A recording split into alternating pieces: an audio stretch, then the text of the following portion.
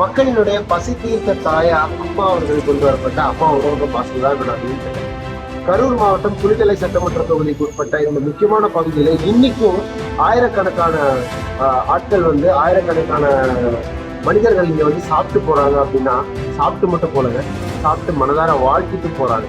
அதாவது ஒருத்தருடைய பிரசன்ஸ் அப்படின்றது இப்போ எத்தனை வருஷம் கழிச்சு ஒருத்தர் இறந்து போனதுக்கு அப்புறமா அவங்களோட பிரசன்ஸ் இன்னி வரைக்கும் ஃபீல் பண்ணப்படுது அப்படின்னா அது புரட்சி தலைவி ஜெயலலிதா அவங்களுடைய பிரசன்ஸா மட்டும்தான் இருக்க முடியும். ஏன் அப்படின்னு பார்த்தீங்கன்னா இன்னைக்கு கூட நிறைய பேர் சாப்பிட்டுட்டு போதும்னு சொல்ற ஒரே ஒரு விஷயம் சாப்பாடு மட்டும்தான். அப்படிப்பட்ட ஒரு விஷயத்த அளவில்லாத அளவுல கொடுத்து அன்பையும் மரியாதையும் சம்பாதிச்ச ஒரே தலைவி ஜெயலலிதா அம்மா அவர்கள் தான். அந்த அவர்களுடைய நல்லாசி பெற்ற எடப்பாடியார் அவர்களோட தலைமையில 2016 மற்றும் 27 பீரியட்ல கிட்டத்தட்ட எக்கச்சக்கமான அம்மா உணவகங்கள் உருவாக்கப்பட்டது, திறக்கப்பட்டது.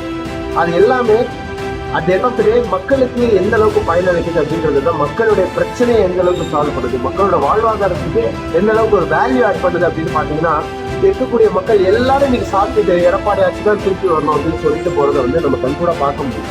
முக்கியமான விஷயம் என்ன அப்படின்னு பாத்தீங்கன்னா, எடப்பாடியார் தலைமையில இந்த ஆட்சியானது தொடரணும்னு மக்களுடைய கருத்தாவே இருக்கு. சும்மா சொன்னாங்க டெல்டா நாயகன்.